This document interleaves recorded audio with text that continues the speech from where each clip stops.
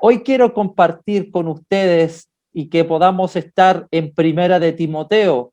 En el capítulo 1 vamos a considerar desde el versículo 12 hasta el versículo 17.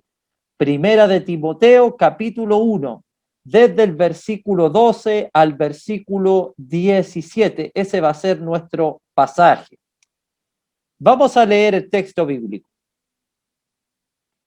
Doy gracias al que me fortaleció, a Cristo Jesús nuestro Señor, porque me tuvo por fiel poniéndome en el ministerio, habiendo yo sido antes blasfemo, perseguidor e injuriador, mas fui recibido a misericordia porque lo hice por ignorancia en incredulidad. Pero la gracia de nuestro Señor fue más abundante con la fe y el amor que es en Cristo Jesús. Palabra fiel y digna de ser recibida por todos, que Cristo Jesús vino al mundo para salvar a los pecadores, de los cuales yo soy el primero. Pero por esto fui recibido a misericordia, para que Jesucristo mostrase en mí, el primero, toda su clemencia, para ejemplo de los que habrían de creer en él para vida eterna. Por tanto, al Rey de los siglos, inmortal, invisible, al único y sabio Dios, sea honor y gloria por los siglos de los siglos. Amén. Bien, mis amados hermanos, qué lindo texto bíblico es este, y para mí es una gran bendición leer este pasaje. Vamos a considerar en este día el llamado que Jesús hizo al apóstol Pablo y cuál fue la decisión que este hombre tomó al llamado de Jesús. El apóstol Pablo en esta carta le escribe a su hijo Timoteo, el cual estaba en Éfeso, corrigiendo algunos problemas dentro de la iglesia. Había miembros de la iglesia que se desviaron de la verdad de la palabra y ese mal entendimiento comenzaron a enseñarlo a la propia congregación. Esas enseñanzas tenían que ver con creencia en fábulas, creencia en genealogías, también estaban haciendo un mal uso de la ley del antiguo pacto. Pablo sabe que esto es un peligro para la iglesia, entonces se da la obligación de enviar a Timoteo a corregir todo esto. Pero dentro de las cosas que Pablo escribe en esta carta, habla también de su propia conversión y del llamado que Jesús le hizo a él. Comenzamos en el versículo 12, mis amados hermanos. Fíjese cómo comienza el apóstol. Doy gracias al que me fortaleció. Agradezco al que me da fuerzas. Agradezco al que me mantiene en pie. Agradezco al que me mantiene firme. Doy gracias al que me fortaleció. Así comienza Pablo. Pablo está reconociendo en este versículo que necesita ser renovado, fortalecido, necesita nuevas fuerzas. ¿Y por qué? ¿Es que acaso Pablo estaba en alguna aflicción? No. ¿Pablo estaba en alguna angustia? No. ¿Pablo estaba enfermo? No. Me parece que no tiene que ver con esas cosas. Creo que tiene que ver con la fortaleza que Pablo necesita en su ministerio. Porque mire lo que dice el versículo 11, antes del versículo 12. Mire lo que dice. Según el glorioso evangelio del Dios bendito, hablando del evangelio, que a mí me ha sido encomendado, doy gracias al que me fortaleció. La fortaleza tiene que ver con el trabajo que le ha sido encomendado, con la predicación del evangelio. Y Pablo agradece porque ha recibido fortaleza y recibe nuevas fuerzas para seguir con el trabajo encomendado. O como bien dice otra traducción, doy gracias al que me da fuerzas para trabajar por él. ¿Quién es el que le da fuerzas? ¿Quién es el que renueva a Pablo de día en día? Dice el versículo 12, Cristo Jesús, nuestro Señor. Hermanos, es de Cristo de quien Pablo depende. No depende de sí mismo, no depende de sus propias fuerzas, sino de Cristo Jesús. Pregunto yo, ¿necesitaba Pablo ser fortalecido? Por supuesto que sí, mis amados hermanos. Vemos en las cartas que él escribió cuánto sufrimiento el apóstol pasó. Recuérdese en 2 Corintios cuántas veces Pablo fue rechazado, cuántas veces fue encarcelado, cuántas veces fue azotado, muchas veces. Y no solo eso, también el apóstol sufrió, lloró, estuvo en peligros, él mismo dice, en trabajo, muchas veces en fatiga, en desvelos, en hambre, en sed, en frío y en desnudez. Son cosas que él relata. Esas eran suficientes razones para no seguir. Pregunto yo, ¿quién de nosotros, quién quiere sufrir por predicar a Cristo? ¿Quién de nosotros quiere ser encarcelado por predicar a Jesús? O llorar, o perderlo todo, o pasar hambre. ¿Quién de nosotros quiere eso? Nadie. Eran suficientes razones para dejar de predicar, hermano. Eran suficientes razones para no seguir a Cristo, pero no decidió eso. ¿Sabes por qué? Por la sencilla razón de que Pablo nunca estuvo solo. Cristo estaba con él. Jesús era quien estaba con él dándole fuerzas cuando Pablo ya no podía. Cristo era quien le daba su mano para sostenerlo cuando otros lo soltaban. Cristo era quien lo volvía a levantar cuando Pablo estaba en el suelo, porque Cristo prometió estar con él hasta el fin, porque Él es el que renueva, porque Él es el que fortalece, porque Él ayuda al cansado. Por eso, Pablo da gracias al que lo fortalece, a Cristo Jesús, porque depende de él. Así que, mis hermanitos, cada vez que nos sintamos frustrados porque alguien no nos escucha, cada vez que alguien nos decepcione, cada vez que te sientas rechazado por servirle a Él, o porque derrames lágrimas por servir al Señor, o porque te frustres por servir a Cristo, o porque estés pasándolo mal por servirle a Él y creas que ya no puedes seguir, recuerda, Cristo está a tu lado. Cristo puede animarte, Cristo puede levantarte, porque de Él vienen las fuerzas para seguir. Él es quien fortalece, porque Él es nuestro Señor. Como dice Efesios, hermanos míos, fortaleceos en el Señor y en el poder de su fuerza. De Él vienen las fuerzas. Él es el que renueva, Él es el que levanta, el que nos fortalece, quien nos ayuda. Es lo que hizo con el apóstol Pablo. Amén. Doy gracias al que me fortaleció, a Cristo Jesús nuestro Señor, porque me tuvo por fiel poniéndome en el ministerio. Hermanos, Pablo fue puesto en el ministerio, fue puesto para el trabajo de la obra, porque él dice, porque Dios lo tuvo por fiel. Cuando él dice esta frase, inmediatamente debemos pensar en su vida pasada, ya que la frase me tuvo por fiel, es tiempo pasado. Esto se refiere a la vida que Pablo llevaba antes de estar en Cristo, y vida que habla el mismo apóstol en el versículo 13. Mira lo que dice el verso 13. Habiendo yo sido antes blasfemo, perseguidor e injuriador a esa vida. Esa era la vida de Pablo antes de conocer a Cristo. Un hombre totalmente blasfemo, perseguidor de la iglesia, injuriador contra los hermanos, un hombre pecador. Y Pablo dice que el Señor lo tuvo por fiel. ¿Cómo es eso? ¿Cómo es eso? ¿Cómo entendemos eso? ¿Eso quiere decir que Dios puso la vista en Pablo porque a Dios le agradaba que Pablo blasfemara? ¿O que persiguiera?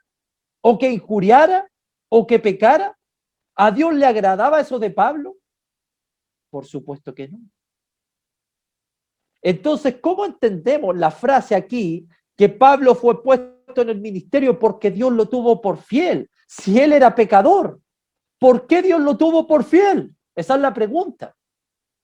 Bueno, Pablo no quiere decir que Dios lo llamó al ministerio porque tenía un alto concepto de él. Esa idea contradiría todo el pasaje, sino que él es el primer sorprendido de que Dios se dignara a confiarle el evangelio. ¿Qué nos enseña entonces esta frase? ¿Por qué Dios lo tuvo por fiel? Hermanito, escúchame con atención, por favor. Aquí vamos a aprender algo muy importante del carácter de Dios. La forma de vivir y de actuar de Pablo eran simplemente por lo que dice el versículo 13 al final. Mira lo que dice el versículo 13. ¿Por qué Pablo era así? Dice el versículo 13 al final, porque lo hice por ignorancia, en incredulidad. ¿Por qué Pablo era así? Porque Pablo era ignorante, era incrédulo. Él no conocía la verdad, por eso actuaba así. Hermano, Pablo al actuar así, él pensaba que haciendo estas cosas estaba sirviendo a Dios.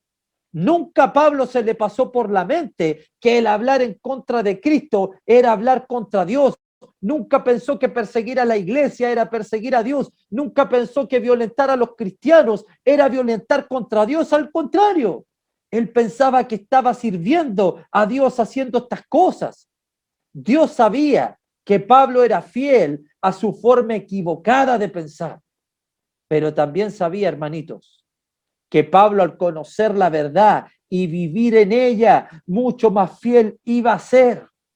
Cuando Dios vio a Pablo, hermanos, no vio solamente un hombre pecador, no vio solamente un blasfemo, Dios también vio sus virtudes. Fíjate cómo es el Señor. Este hombre, hablando contra de Cristo, perseguía a su pueblo, violentaba a sus hijos, y Cristo, ¿qué vio en Pablo? Su virtud. No vio lo malo, no vio lo malo de él, vio lo bueno. Vio en Pablo un potencial que tenía que ser transformado a través de él. Así es nuestro Señor. Por eso el texto dice, me tuvo por fiel. Así ve Cristo, así ve Dios. No ve un hombre solamente pecador. Nosotros vemos solo lo malo. Nosotros, las personas, nosotros vemos lo malo de la gente, pero Dios ve al hombre completamente, ve lo malo y ve también sus virtudes.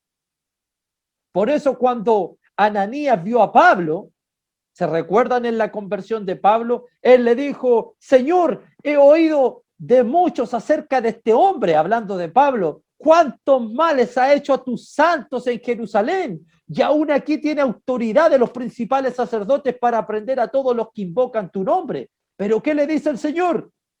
Ve, porque instrumento escogido me es este, para llevar mi nombre en presencia de los gentiles y de reyes y de los hijos de Israel. ¡Wow! Así ve Dios.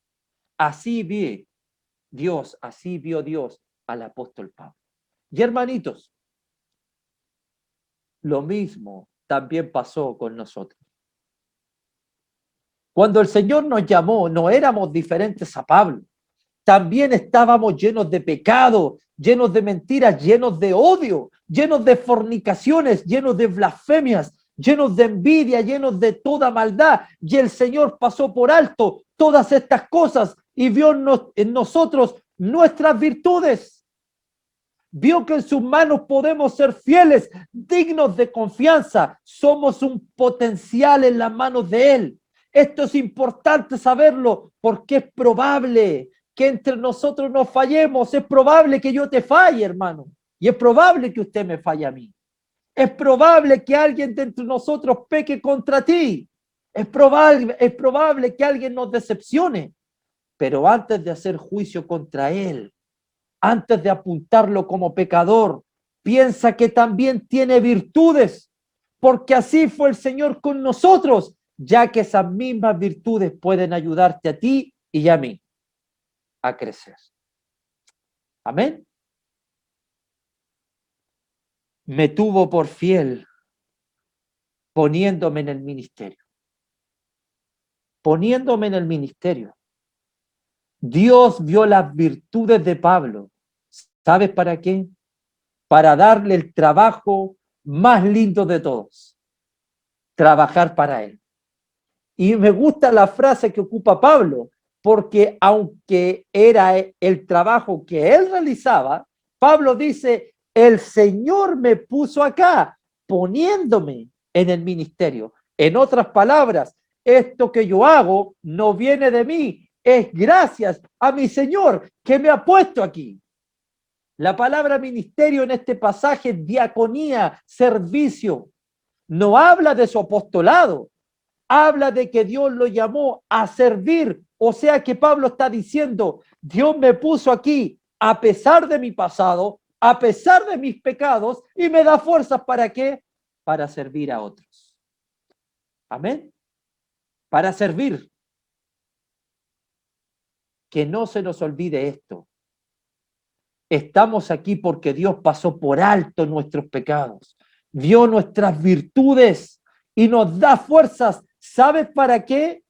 Para servirnos unos a otros, no para jactarme de mi ministerio, porque nada hemos hecho para recibir este regalo de Dios. Dios actuó tan poderosamente en este hombre y ahora Pablo está puesto en el ministerio para hablar de la verdad. Amén. Y recuerda, ¿cómo era Pablo antes de conocer la verdad? ¿Cómo era su vida? ¿Qué dice nuevamente al final del versículo 13? Pablo dice que lo hacía por ignorancia, en incredulidad. Pablo era ignorante, hermanos. Pablo era ignorante. Había ignorancia en él, había incredulidad, pero fíjate lo maravilloso que es Dios. Esto es lo que hace Dios. Nos saca de la mentira, nos saca de la ignorancia, nos saca de la incredulidad para ponernos en la verdad. Todo esto lo hace porque tuvo compasión de todos nosotros. Dice el versículo 13, a la mitad del versículo, mas fui recibido a misericordia. Hermanitos, Dios derramó su misericordia, Dios derramó su compasión sobre Pablo, ya que cada vez que Dios miraba a Pablo, al Señor le dolía su corazón al ver tanto pecado en él. Dios pudo haber derramado su sentencia sobre Pablo, su castigo sobre Pablo, toda su ira, pero no lo hizo, al contrario, derramó su misericordia, le dio la oportunidad de ser restaurado, de ser transformado, de sacarlo de la ignorancia para que ahora viva y predique la verdad. Pero ¿cuál fue el medio que Dios usó para sacar a Pablo de esta vida de blasfemia? ¿Cuál fue el medio que Dios usó para sacarlo de esta vida de pecado y de incredulidad? A través del único medio que existe. Versículo 14. Pero la gracia de nuestro Señor fue más abundante. Lo único, hermanos, lo único que puede salvar a Pablo, lo único que nos puede salvar a nosotros, lo único que puede salvar a la gente de este mundo es la gracia de nuestro Señor. Es la gracia lo que quita tus blasfemias, es la gracia lo que renueva tu mente, es la gracia lo que nos quita la ignorancia, es la gracia lo que nos transforma, es la gracia del Señor lo que puede quitar de tu corazón los pecados más grandes, más sucios y más oscuros. Los pecados más grandes de Pablo fueron perdonados por la gracia del Señor. Los pecados más grandes de tu vida y de mi vida fueron perdonados por la gracia del Señor. Los pecados más oscuros y más perversos del corazón del hombre pueden ser perdonados a través de la gracia abundante de nuestro Señor y Salvador Jesucristo. Es la gracia de Dios lo que salva. No importa cuántos pecados hayas cometido, si hay gente en esta noche que está escuchando que no se ha querido acercar a Dios, no importa cuántos pecados hayas cometido, ni cuán grandes sean tus pecados, no importa de cuánto pecado abunda en tu vida, porque más abundante que tus pecados y más abundante que mis pecados es la abundante gracia de nuestro Dios. La palabra abundante que aparece aquí, la gracia de nuestro Señor fue más abundante. Es interesante la palabra abundante en este texto. Quiere decir que sobreabunda, que desborda, que no tiene límite. Es como una taza que bota y bota y bota.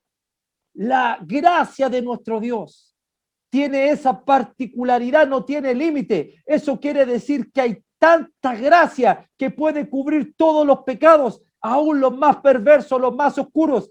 Nada, ni todo el pecado del mundo se compara a la sobreabundante gracia de Dios. Es por eso que Pablo habla de su vida pasada en este pasaje, hermano. Porque a pesar de que blasfemó contra Cristo, persiguió a los cristianos para violentarlos, incluso matarlos, la gracia sobreabunda, la maldad del hombre. ¿Qué pecado puede ser peor que blasfemar contra Cristo? Ninguno. ¿Qué pecado puede ser peor que ir en contra de la iglesia del Señor? ¿Qué pecado puede ser peor que matar a los hijos de Dios? Ninguno. Aún así, la gracia de Dios sobrepasa, sobreabunda, desborda incluso los pecados de este hombre.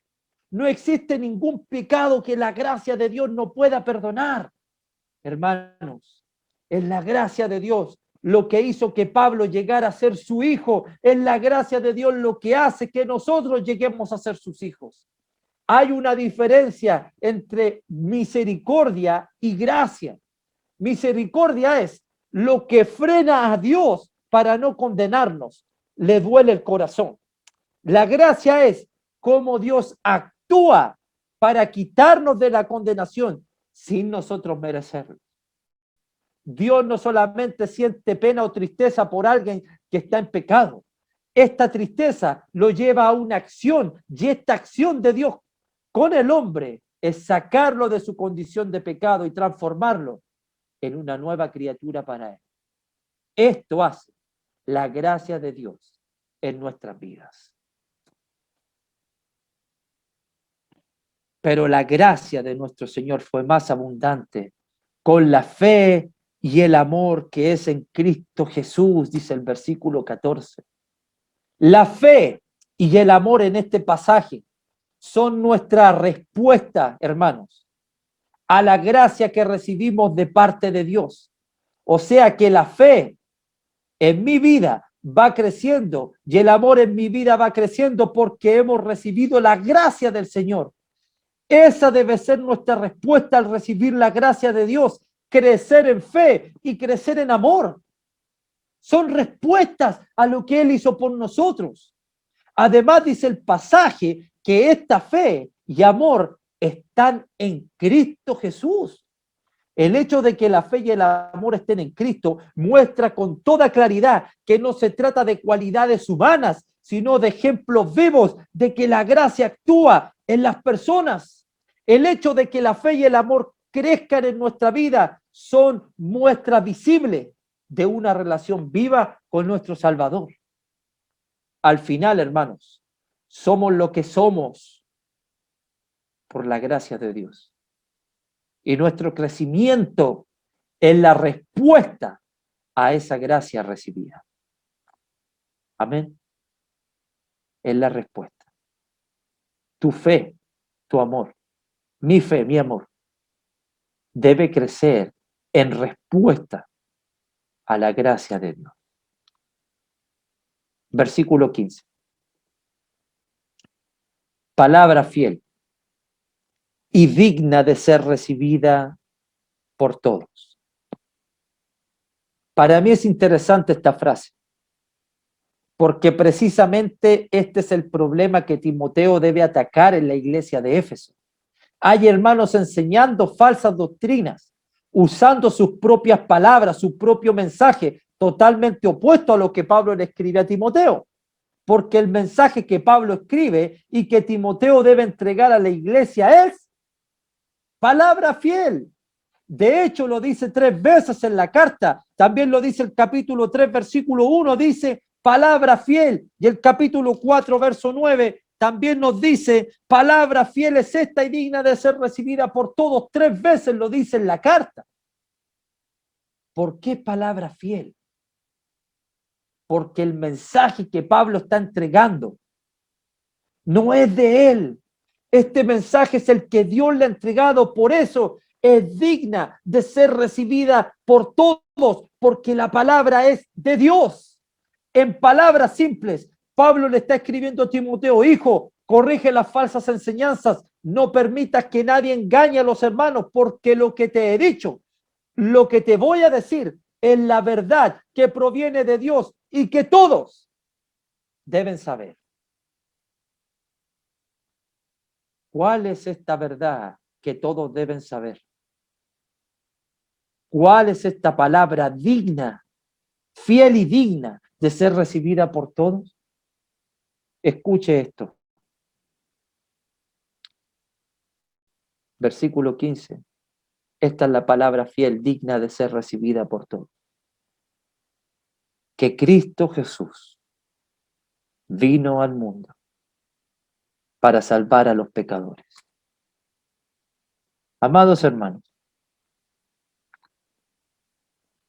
Dios ya no podía ver este mundo tan lleno de maldad. Desde la creación, el hombre lo único que ha hecho es pecar contra Dios, es hacer lo malo contra Dios, es blasfemar contra Dios, es culpar a Dios, es rechazar a Dios. Generación tras generación ha rechazado a Dios sin escucharlo, sin oírlo. De hecho, hasta nos hemos burlado de él poniendo en duda su existencia. ¿Sabes qué merecíamos? La muerte, el castigo de él, toda su ira sobre nosotros. No podemos conocerle a él por culpa de nuestros pecados. Lo que merecemos de Dios no es su conocimiento, es su juicio. Estamos condenados y sin esperanza. Condenados a perdernos eternamente.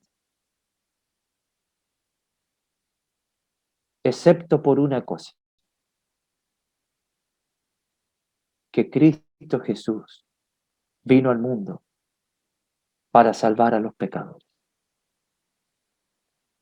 No había forma de salvarnos excepto por un sacrificio.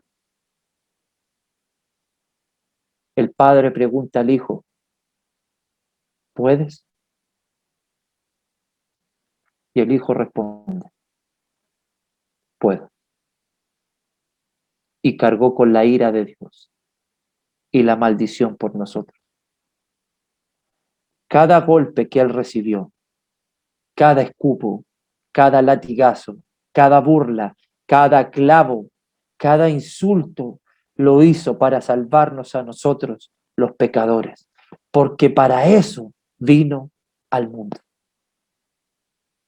Los que estábamos muertos en pecados, ahora renacimos para vivir en santidad. Los que debíamos recibir castigo, ahora recibimos sus bendiciones. Los que debíamos recibir condenación eterna, ahora gozamos del paraíso. Ahora podemos verlo, conocerlo, estudiarlo, disfrutarlo, creer en él y hallar en él la satisfacción para nuestras almas. Este es Jesús y esta es su gracia que le costó su sacrificio. Por eso Pablo dice, de los cuales yo soy el primero. Cristo Jesús vino al mundo para salvar a los pecadores, sí. Y Pablo dice, de los cuales yo soy el primero. ¿Qué quiere decir Pablo con esta frase? Yo soy el primer pecador de todos. Quiere grabar en nuestras mentes cómo era él sin Cristo. ¿O quiere que le recordemos como un hombre vil, pecaminoso, un hombre malvado, un hombre sin Dios? ¿Eso quiere Pablo? Por supuesto que no. Por supuesto que no. Todo lo contrario. Lo que Pablo está afirmando, amados hermanos, al decir, soy el primer pecador, en simples palabras, ¿saben lo que está diciendo? Te necesito, Cristo. ¿Sabes por qué? Porque Cristo vino a salvar a los pecadores. Señor, soy pecador, está diciendo Pablo, soy el primero de todos los pecadores, por lo tanto te necesito de ti, necesito ser salvado, es reconocer que necesita del Señor. Soy el primer pecador de todos, pero también el primero en recibir su misericordia, su gracia y su salvación, porque Jesús vino a salvar a los pecadores. Por eso debemos reconocer nuestros pecados, porque lo necesitamos. Si Cristo salva a los pecadores, Pablo dice, yo soy el primero, Señor, sálvame a mí. Se han venido a salvar a los pecadores. Yo soy el primero, te necesito. Eso es lo que está diciendo. Además, Pablo ocupa la frase, soy pecador, en tiempo presente. Esto significa que la salvación de Cristo, que su santa presencia debemos buscarla cada día. Cada día es un día para depender de Él, para acercarme más a Él, para vivir para Él, porque Él es nuestro Salvador. Por eso, si hemos pecado en este día, debemos acercarnos a Él, porque Él vino a salvar a los pecadores. Si hemos cometido errores, si hemos cometido pecados, es hora de acercarnos a Él y decirle, Señor, soy pecador, ayúdame. Él te va a ayudar porque ha venido a salvar a los pecadores. Ese es Jesús. Y para salvarte dio su vida. Entregó su vida para salvarte. Acércate a Cristo. Acércate. Si hay alguien por ahí que no ha dado el paso para entregarse a Cristo, acércate a Él. Está listo para perdonarte. Murió por ti. Quiere hacerlo. Quiere darte vida eterna. Quiere estar contigo. Acéptalo. Y si por si acaso uno de nosotros, alguno de nosotros que ha recibido esta gracia, que ya ha sido salvado, hemos vuelto a pecar, volvámonos a Él y digámosle: Señor, perdona mis pecados, porque Él ha venido a este mundo para salvar a los pecadores. No podemos ocultarnos de Él, debemos acercarnos a Él para que Él pueda cargar y quitarnos el pecado de nuestra vida. Porque Él vino a este mundo para salvar a los pecadores. Y este Salvador que dio su vida en esta noche tiene un propósito para todos nosotros. Versículo 16.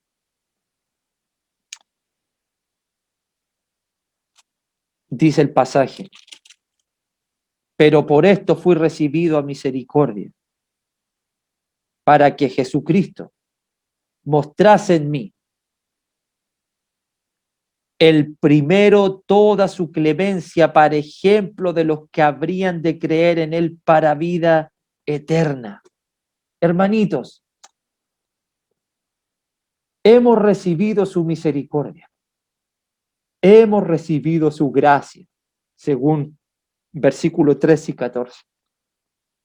Hemos recibido su salvación, pero con un propósito, según este versículo 16, para que mostremos, para que seamos ejemplo. Somos nosotros los llamados a mostrar vidas transformadas, a desarrollar la fe, que dice el versículo 14, y a desarrollar el amor. Somos nosotros los llamados a vivir vidas transformadas. Somos nosotros los llamados a mostrar el ejemplo de cómo se vive para Dios. Y los que no conocen a Dios, a través de nuestro ejemplo, puedan llegar a creer y alcanzar vida eterna.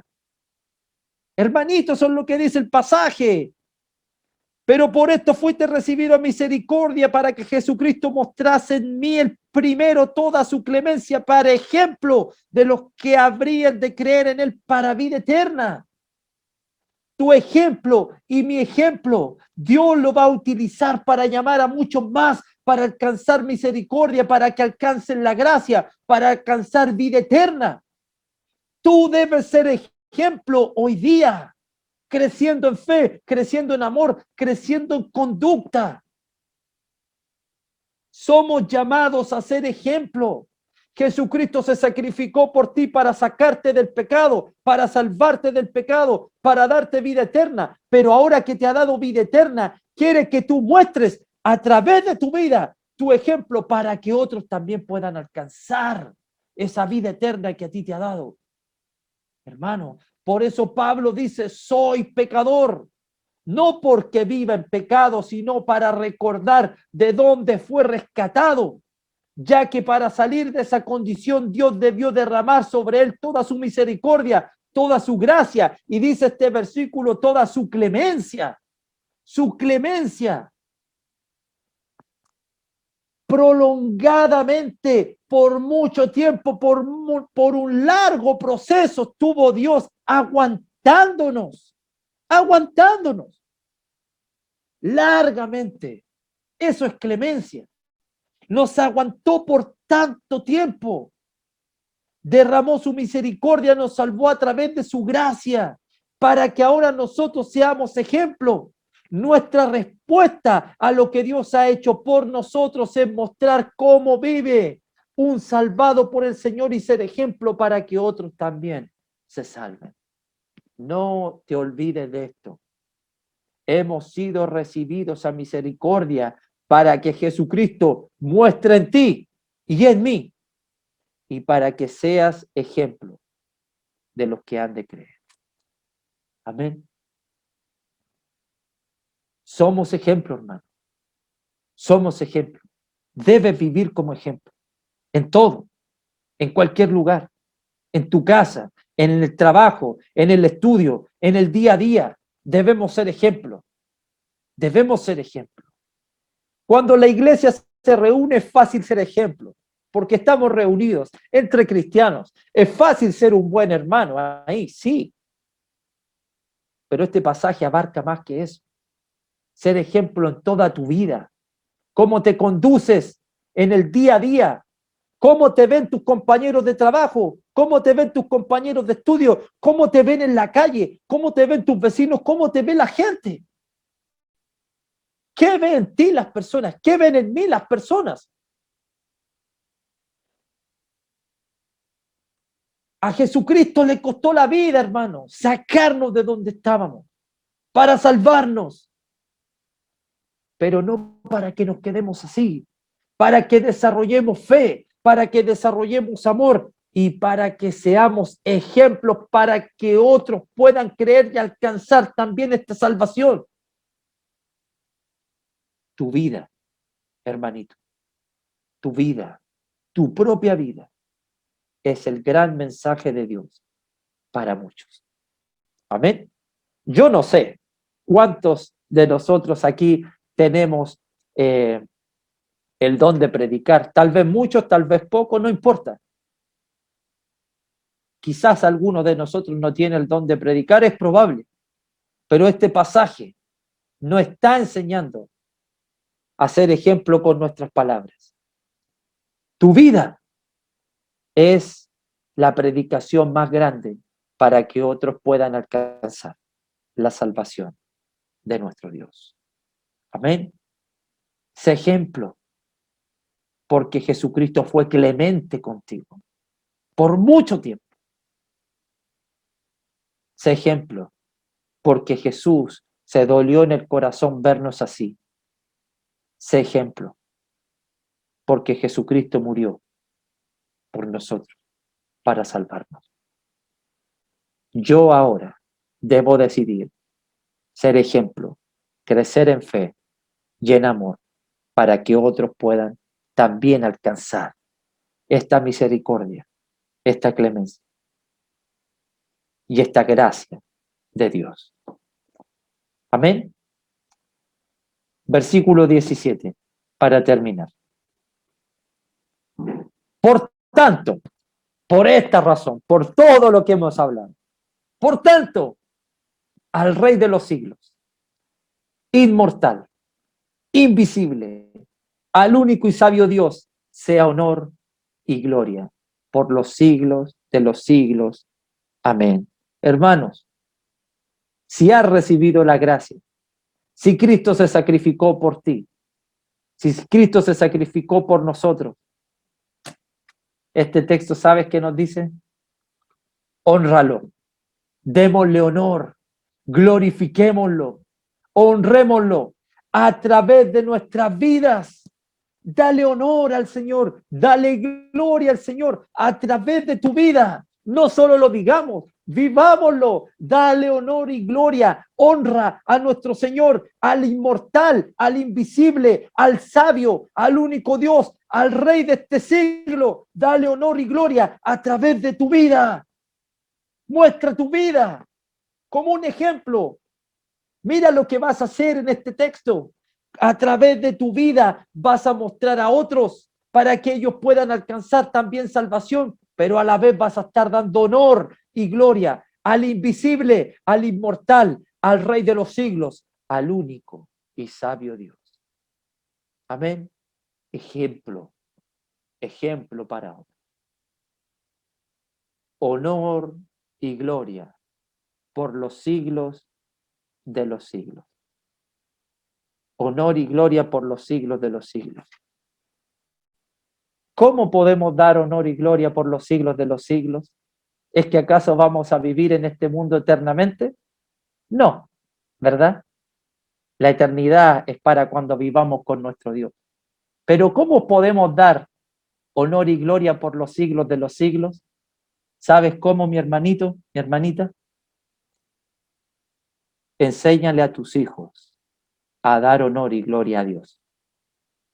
Y que tus hijos le enseñen a sus hijos y que esos hijos le enseñen a sus hijos y generación tras generación que podamos dar honor y gloria hasta que nuestro Señor Jesucristo venga por cada uno de nosotros.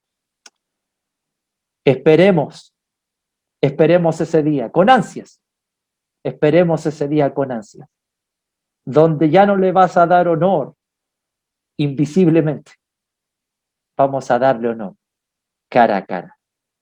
Mientras esperamos, seamos ejemplo para que otros, así como nosotros, también puedan alcanzar vida eterna.